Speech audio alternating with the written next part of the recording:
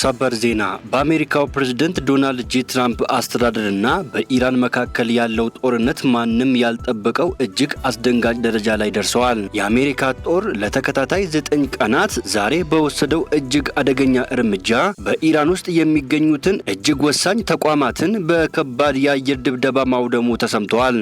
ይህንን ተከትሎም ኢራን ከባድ የተባሉ ጥቃቶችን ፈጽማለች።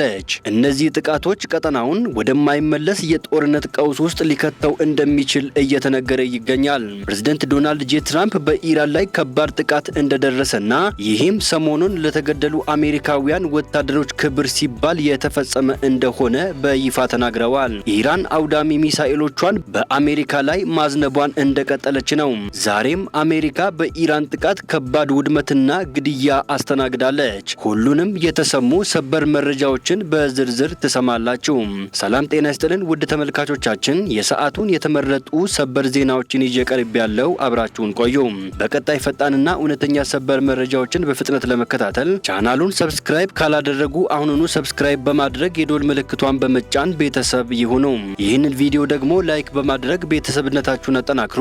አሁን ዜናዎቹን በዝርዝር ወደ እናንተ አደርሳለሁ። እስከ ቪዲዮ መጨረሻ አብራችሁን ዝርዝሩን ተከታተሉ።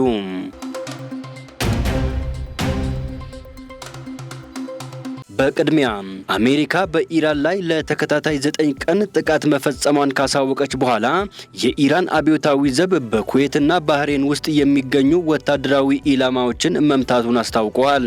ዘቡ ባወጣው መግለጫ በአሜሪካ ሰራዊት ይዞታ ላይ በፈጸመው የአጸፋ የድሮን ጥቃት የቅድመ ማስጠንቀቂያ የራዳር ስርዓትን ጨምሮ የተለያዩ ኢላማዎችን ማጥቃቱንና የጠላት የራዳር ስርዓትን ሙሉ ለሙሉ ማውደሙን ገልጸዋል። ጨምሮም እዚያው ኩዌት ውስጥ አሊ አልሳሌም ጦር ሰፈር ላይ በተፈጸመ ሌላ ጥቃት የድሮኖች መጠለያንና ወታደራዊ ቁሳቁሶችን ኢላማ ማድረጉን አመላክተዋል።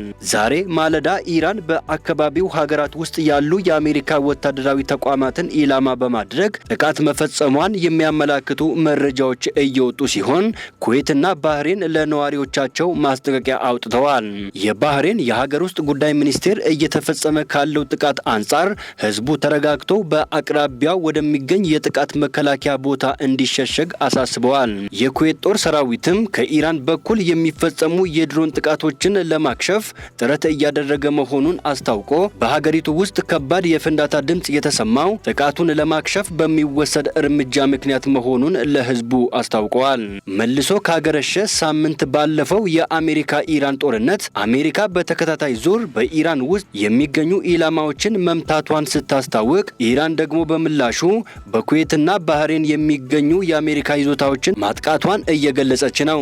የአሜሪካ ጦር ሰራዊት ማዕከላዊ እዝ ሌሊት ላይ 9ኛ ዙር ጥቃት መፈጸሙን እየገለጸ ሲሆን የኢራን መገናኛ ብዙሃን ደግሞ በበርካታ የሀገሪቱ ክፍሎች ውስጥ ፍንዳታዎች መሰማታቸውን ዘግበዋል። በተመሳሳይ ዜና አሜሪካ በኢራን የኒውክሌር ጣቢያ ላይ ጥቃት ማድረሷም እንዲሁ ተዘግበዋል። የኢራን የአቶሚክ ኢነርጂ ድርጅት የአሜሪካ ጦር በደቡብ ምዕራብ ሁዜስታን ግዛት ውስጥ በመገንባት ላይ በሚገኘው የዳርሆቪን የኒውክሌር ኃይል ማመንጫ ጣቢያ ላይ የአየር ድብደባ መፈጸሙን ይፋ አድርጓል። ተቋሙ በማህበራዊ ገጹ ባወጣው መግለጫ ዓለም አቀፍ የጥበቃ ቁጥጥር በሚደረግበትና ለሰላማዊ ዓላማ እየተገነባ ባለ የኒውክሌር ተቋም ላይ የተፈጸመው ጥቃት ግልጽ የሆነ ዓለም አቀፍ ሕግ ጥሰት ነው ሲል ድርጊቱን በጽኑ ኮንነዋል። ይህ በአሜሪካው ፕሬዝዳንት ዶናልድ ጄ ትራምፕ አስተዳደር ትዕዛዝ የተሰነዘረው ጥቃት በሁለቱ ሀገራት መካከል የተቀሰቀሰውን መጠነ ሰፊ ወታደራዊ ፍጥጫ ይበልጥ ያባባሰው መሆኑ ተገልጸዋል። አሜሪካ ጥቃቱን የሰነዘረችው በዮርዳኖስ በሚገኘው ወታደራዊ ሰፈር ላይ በደረሰባት ጥቃት የአሜሪካ ወታደሮች መገደላቸውን ተከትሎ ለመበቀልና የኢራንን ወታደራዊ አቅም ለማዳከም መሆኑን የአሜሪካ ማዕከላዊ እዝ አስታውቋል። አሜሪካ በቡሻህርና በተብሪዝ የሮኬት ጥቃት መፈጸሟ እንዲሁ ተዘግበዋል። በደረሰው የጥቃት ማዕበል የአሜሪካ ሚሳኤል በኢራን የሲቪል የኒውክሌር ኃይል ማመንጫ በሚገኝበት ቡሻህርና በሰሜን ምዕራብ በሚገኘው ታብሪዝ ከተማ ላይ የሚገኙ በርካታ ቦታዎችን መምታታቸውን የኢራን መንግስታዊ የዜና ኤጀንሲ ኢርና ዘግበዋል። እንደ ኢርና ዘገባ ከሆነ ቡሻህር የሀገሪቱ ብቸኛው የሲቪል የኒውክሌር ኃይል ማመንጫ የሚገኝበት ቦታ ሲሆን በበርካታ ኢላማዎች በሚሳኤል ተመተዋል። ታብሪዝ በሰሜን ምዕራብ ኢራን የምትገኝ ሲሆን ጥቃቱ የመሬት ስር ሚሳኤል ማከማቻዎች ይገኙበታል ተብሎ ወደሚገመተው የዚህች ከተማ ክፍሎች ተስፋፍተዋል። በጉዳዩ ላይ መግለጫ የሰጠው የሰጠው ዓለም አቀፍ የአቶሚክ ኤነርጂ ኤጀንሲ በበኩሉ ጥቃቱ የተሰነዘረበት የዳርሆቪን የኒውክሌር ጣቢያ ገና በቅድመ ግንባታ ደረጃ ላይ የሚገኝና ምንም አይነት የራዲዮ አክቲቭ ወይም የኒውክሌር ቁስ ያልነበረው መሆኑን አረጋግጦ በጥቃቱ ምክንያት ሊከሰት የሚችል የጨረር አደጋ እንደሌለ አስታውቀዋል። በአካባቢው ያለው ውጥረት ከፍተኛ ደረጃ ላይ በመድረሱ የተነሳም ሁለቱም ወገኖች በኒውክሌር ተቋማት ዙሪያ ከማንኛውም ወታደራዊ እርምጃ እንዲቆጠቡ ኤጀንሲው ጥሪ አቅርበዋል። በሌላ በኩል ፕሬዝዳንት ዶናልድ ጄ ትራምፕ በኢራን ላይ ከባድ ጥቃት እንደደረሰና ይህም ሰሞኑን ለተገደሉ አሜሪካውያን ወታደሮች ክብር ሲባል የተፈጸመ እንደሆነ በይፋ ተናግረዋል። በመላው ኢራንም ከፍተኛ ፍንዳታዎች እንደተሰሙ ታውቀዋል። ከመንግስት ጋር ግንኙነት ያለው ታስኒም የዜና ወኪል እንደዘገበው አሜሪካ በፈጸመቻቸው ጥቃቶች ታብሪዝ፣ ቻባሃር፣ ኮናራክ፣ ባንደር ማሻሃር እና ባንደር ኢማም ሐሚኒን ጨምሮ በርካታ ከተሞች ተመተዋል። በሌላ በኩል ሁለት ነዳጅ ጫኝ መርከቦች ወሽመጡን ለማቋረጥ ሲሞክሩ ፍንዳታ እንዳጋጠማቸው የኢራን መገናኛ ብዙሃን ዘግበዋል። የኢራን እስላማዊ አብዮታዊ ጥበቃ ዘብ መርከቦቹ ደህንነቱ ባልተጠበቀና አደገኛ በሆነው ደቡባዊ መስመር እየተጓዙ ሳለ ፍንዳታ አጋጥሟቸዋል ብለዋል። አሜሪካ ኢራን በሆርሙዝ ወሽመጥ በመርከቦች ላይ የምትፈጽመውን ይህንን ጥቃት ለማስቆም ወታደራዊ ስፍራዎችንና የመገናኛ ኔትወርኮችን ኢላማ እንዳደረገች ገልጻለች። ኢራን በበኩሏ ለጥቃቱ በሶሪያ ድንገተኛ ጥቃት በመፈጸምና በዮርዳኖስ አቃባ አየር ማረፊያ የአሜሪካ የጦር አውሮፕላንን ኢላማ በማድረግ አጸፋ መስጠቷን ገልጻለች።